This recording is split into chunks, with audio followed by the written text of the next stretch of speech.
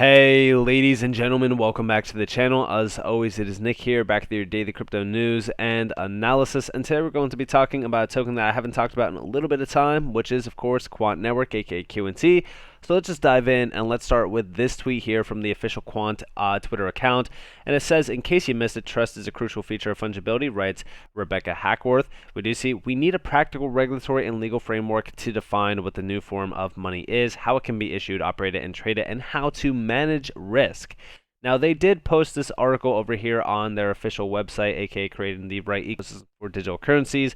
And listen, nobody's going to argue with me and tell me that this isn't the largest technological advancement in humankind. And when I say that, by the way, it's the history of humankind. But yeah, I mean, like, technologically, this is groundbreaking technology. But the problem is that there still needs to be a lot more things ushered in around this entire market and these DLT systems for them to truly be revolutionizing to the current monetary value. Now, how does that work? What do I mean by that? Well, I think that it all starts with this article, is talking about regulatory frameworks, regulatory issues, and things like that. But also, you got to understand that DLT itself, this is all going to take a little bit of time to be fully adopted in. You got to remember that there's NDAs out there, there's a lot of planning, development, all that kind of stuff. But it really kind of starts with this article. And we do see down here from GoBerverdian, CBDC, if it had been in existence, could have provided information to warn regulators about impending mortgage defaults that led to the 2008 financial crisis and helped enable central banks to take preventive measures. We do see up here, central bank digital currencies and stablecoins could introduce new efficiencies, transparency, and protections into our monetary system. However, for ultimate benefit, new forms of digital money require a purposeful design with fungibility and interoperability in mind and mature regulated environment to operate within. And I completely agree with this. When we even look at crypto and DLT, a lot of this needs to be in place as well for it to be fully adopted in. Now, I even mentioned it multiple times that when you look at CBDCs, they will most likely be issued out on DLT technology. And I've always said that it basically is the core of this new system, because without it, we will still have CBDCs be just as inefficient as fiat currency is today, which we are seeing the rise of exactly why fiat currency is a failed system. But we also do see down here that they are talking about cross borders and all that kind of stuff. But we do see in November of 2021, the global market cap of cryptocurrency reached $3 trillion, with 16% of Americans and 18% of Brits owning this new digital asset, according to Pew Research and the Financial Times. Think about that. So we hit a $3 trillion market cap with only 16% of Americans and 18% of Brits owning this new digital asset. That is crazy to me. It's crazy that we haven't even hit the 50% mark and we are at a $3 trillion market cap. Crypto to me will always be a $100 trillion market cap market. I believe that we will get there in time. But there still needs to have there's things that need to come into play before that fully gets before that gets fully morphed into reality. Sorry. And again, this kind of goes on to mention a lot more money issued or backed by central banks, sort of money around crypto, around the future of fiat money, all that kind of stuff, which we've talked about so much. I don't think that we really need to talk about it too much. But it could 100% protect us from another 2008 financial crisis, which I've mentioned in the past. I think that that's going to be a big area to focus on. But what I want to really focus on is tokenization and commercial stablecoins. So we do see the new role of private money. Today, private money issued by commercial banks in the form of loans represents 95% of the total money in circulation in the UK. This money isn't printed as notes, rather it's issued and transacted on ledgers. Tokenized takes this concept of private money one step further. Circle's USDC, backed 1-to-1 by the US dollar deposits in Silvergate Bank, is essentially a form of private money. In its nascent form, digital private money is used on crypto exchanges and cold wallets as a liquid asset to park fiat and take earnings after crypto trades. Proponents of privately issued stablecoins want to take the mainstream as a new dollar or digital dollar to be used not only in crypto trading but also in everyday payments. Now, again, this is centered around commercial grade stablecoins. Now, why do I want to talk about this? Why do I want to bring it up? Because I want to really bring you to this video that got posted recently around Quant, which we will get to in a second. But we do see a few questions here, how a strong regulatory framework supports fungibility. Like, we are seeing a big revolution around the monetary system. Listen, there's no question out there that we will see the future of finance, the future monetary system built out around DLTs and digital assets. It just makes no sense for them to avoid this area in this market. In my opinion, I think that the future is this. And we even do see Gilbert Verdian believes that in the future, enterprises extend and scale the way they use stablecoins for payments. He proposes that banks may want to develop commercial-grade stablecoins that operates on public ledgers for consumer-to-merchant transactions and through consortium banking networks. Again, we do see the TC307 standard being mentioned here, which, by the way, does support full-on DLT adoption globally. And I do think that this is going to be a big area of focus going forward as well, because this is empowering DLT and DLT systems to be fully adopted in and revolutionizing the monetary system, which we've always discussed. I know that I mentioned that like 100 times already in this video, but it really is the focus point here.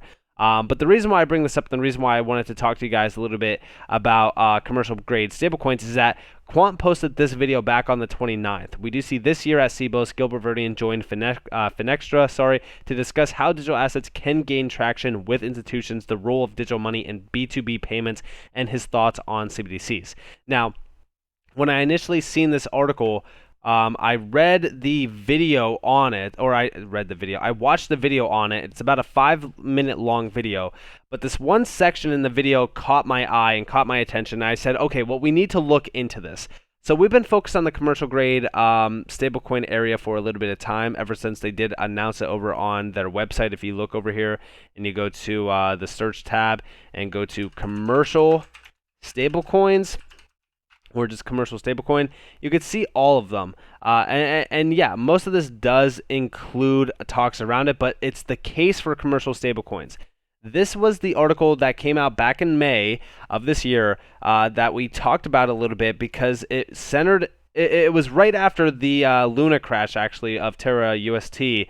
But they talked about a few partnerships, or they kind of gave us a little bit of an insight on a few partnerships that they do have around Volvo, for an example. A lot of people question on if they are already working with them. I wouldn't be surprised, but this is them utilizing it for facilitating payment for logistics and business services between participants in its ecosystem through trading tokens. But this video is a great insight on what this could morph into. So listen closely to this. It's about, I want to say it's about like 2 minutes long or so. Of years. So tell us, what do you think the role of digital money has in the B2B space, and what does successful implementation look like?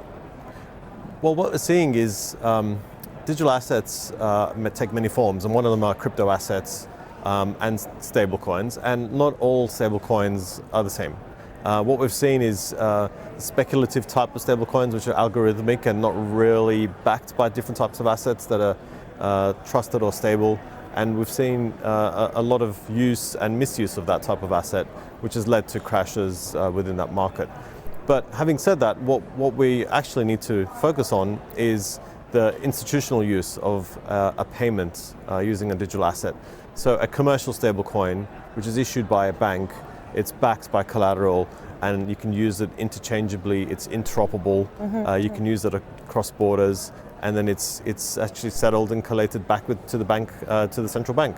And what that will do is really allow new forms of money to exist. It's a digital dollar, a digital pound, a digital euro, for consumers to be able to conduct automation, have better privacy protection, and using a new form of money gives us a way to do things which we couldn't do before.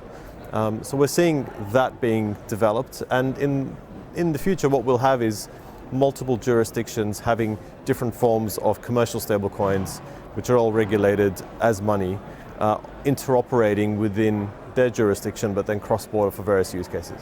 That's right, and we're seeing a lot of adoption around digital currencies amongst the central banks, aren't we? But tell us, how are you seeing that happen, and what are some of the benefits involved with that? What we're seeing is a phenomenal take-up of CBDCs. If you look at the stats today, 105 central banks are actively working or implementing different types of CBDCs, and there's retail and then there's wholesale. And what that means is that the regulation has allowed them to take that step. So they are actively looking at the benefits, having cash, commercial money and central bank money working within the financial system. And what does that mean from a policy perspective? Well, it means greater visibility. They can understand risk, so we don't have.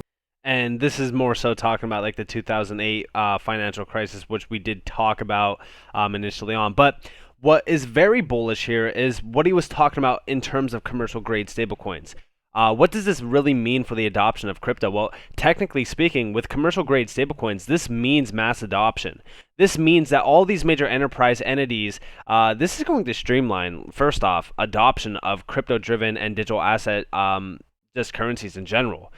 This is going to be huge, especially around the institutional grade sector, but just like we did see in this article over here around what Volvo is doing in terms of their internal payments, this is creating demand for a token. This is creating a value between a token to be utilized within their internal system. And this is going to create volume as well as value to be moved over DLT technology that's going to allow for a lot more streamlined settlement, a lot less cost. This is huge. This is a full-on game changer, and we even do see down here that commercial stablecoin for private enterprises is most likely to gain traction and volume for the flow of business-to-business payments and in trading financing. And this is really kind of focused on a lot of big area use case value. For an example, intra-company payments on private permission ledgers at multinational enterprises. Internal corporate entities could adopt a stablecoin backed by fiat deposits for intra-company loans, FX, and for netting to lower the cost of booking transaction between subsidiaries. This is going to be a huge area of focus. I really want you guys to understand that, this goes beyond the scope of CBDCs. This goes beyond the scope of, what we are used to seeing. But what this video did give me an insight on is just how large of an opportunity this actually is for these corporations, for these major entities out there to not only transact, in high valuations, but also to adopt these systems. At the end of the day, this gives us a little bit of a glimpse into the future around just how large of an opportunity we have in front of us. This is also why I say, whenever we see valuations put on crypto at like, all right, well, crypto is going to be worth $10 trillion in market cap or $50 trillion in market, like it's just comical to me that we're putting these valuations on crypto. But at the end of the day, when you look at it, the way that I look at crypto is that if we are going to empower all these major entities, these huge financial giants, these enterprises, etc., what makes crypto worth just $10 trillion? Like, I look at $10 trillion, like, listen, don't get me wrong, that's a huge opportunity because, like I said initially on in this video, we hit $3 trillion in market cap, which, again, $3 trillion by itself is a feat. But this is with such small percentage numbers of individuals that are actually holding cryptocurrency or even adopting it. And here we're talking about mass adoption of enterprises, financial institutions, banks, etc. Like, to me, $10 trillion is droplets in a bucket.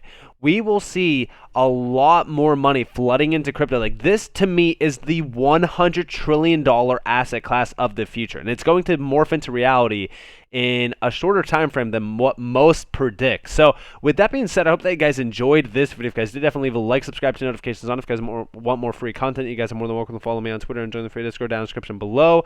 As always, up to you all. Have a beautiful day, beautiful night, wherever you guys are in this beautiful world. This has been Nick. Peace out, guys.